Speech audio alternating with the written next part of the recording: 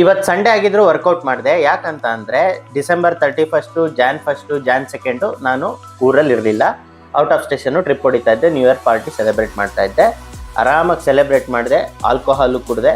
ಅದಾದ ನಂತರ ಬಂದೆ. ಅವತ್ತು ನಿದ್ದೆ ಎಲ್ಲ ಪ್ರಾಪರಾಗಿ ಆಗಿರಲಿಲ್ಲ ನೆನ್ನೆ ಮೊನ್ನೆ. ಸೊ ವರ್ಕೌಟ್ ಮಾಡಲಿಲ್ಲ. ನೆಕ್ಸ್ಟ್ ಡೇ ಸ್ಯಾಟರ್ಡೇ ಆಗಿದ್ರು ಸಂಡೇ ಆಗಿದ್ರು ಆರಾಮಾಗಿ ವರ್ಕೌಟ್ ಹೋದೆ.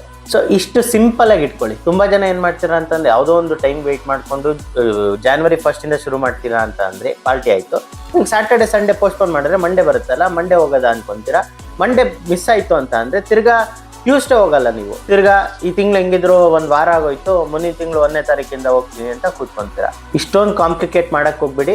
ಪಾರ್ಟಿ ಮಾಡೋ ಟೈಮಲ್ಲಿ ಪಾರ್ಟಿ ಮಾಡಿ, ವರ್ಕೌಟ್ ಮಾಡೋ ಟೈಮಲ್ಲಿ ವರ್ಕೌಟ್ ಮಾಡಿ. ಅಥವಾ ಈವನ್ ಫ್ರೆಂಡ್ ಬರ್ತಾನೆ ಅವಾಗಿಂದ ಹೋಗೋದ ಅಂತಲೂ ಎಕ್ಸ್ಪೆಕ್ಟ್ ಮಾಡಿಬಿಡಿ. ಅಥವಾ ಯಾವುದೋ ಒಂದು ನಿಮ್ಮ ಬರ್ತಡೇ ಪಾರ್ಟಿ ದಿನ ಎಂಜಾಯ್ ಮಾಡಿ. ಅಥವಾ ಬೇರೆ ಯಾವುದೋ ಟ್ರಿಪ್ ಹೋಗ್ತಿದ್ರ ಅವತ್ತು ಎಂಜಾಯ್ ಮಾಡಿ. ಉಳ್ದಿದ್ದ ದಿನ ಏನು ಮಾಡ್ತೀರಾ ಅದು ಪ್ರಶ್ನೆ.